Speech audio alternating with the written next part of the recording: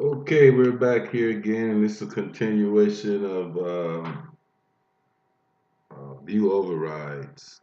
So we'll go back here again. Now you can find your view overrides into visibility graphics here, or the quick way I like to get used to the keying commands, or you can just key in VV. Now, again, we're going to reiterate these are overrides from your object styles.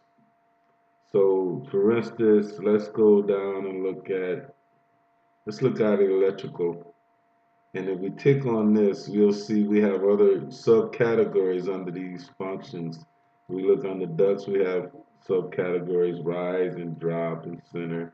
And again, we only have categories in Revit. We don't have levels as in AutoCAD or other software programs. So let's just take a look at how the overrides work.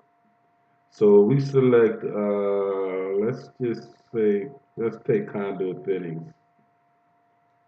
No, I want to take one that we can go throughout. Let's go with casework.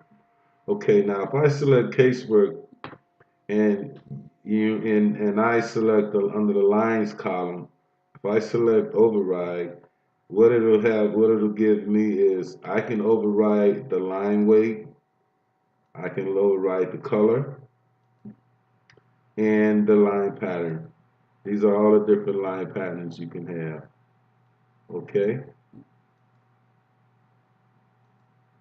and then we've got and then we can create line patterns here.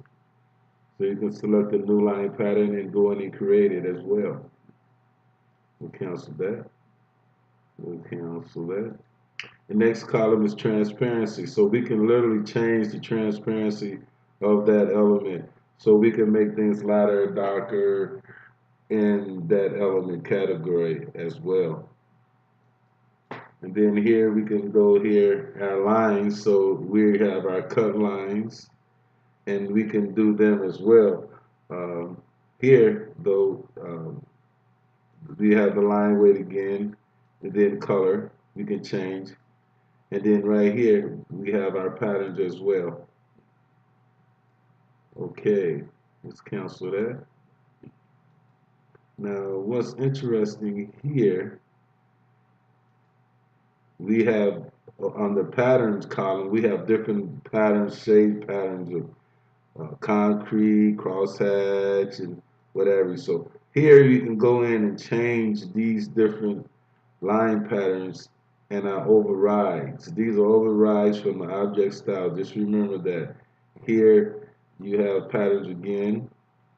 Um, you can make it visible or invisible, and then you can override the color. And then you got your pattern selection here. And notice the pattern is on the pattern. Lines are going to be line types, and patterns are going to be different shades or different hatch settings or whatever. And then here as well, you can create your own line pattern.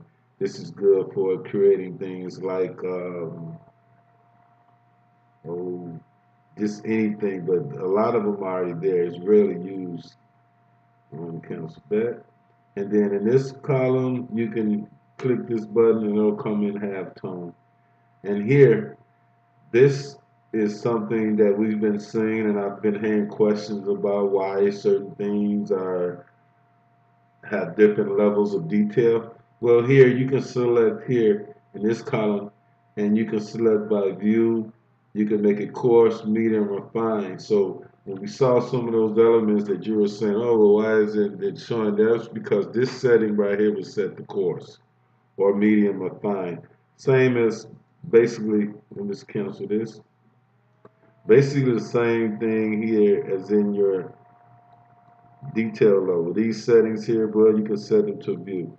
So anyway, I think we covered everything on view overrides, and we'll move on. Thanks, and hope you enjoyed this video, and I think you guys are moving on really well. Next thing, we're going to snaps, and we'll go throughout and finish hopefully this whole manage tab, which is very important in Revit. Have a great night, and we'll see you again soon. Bye.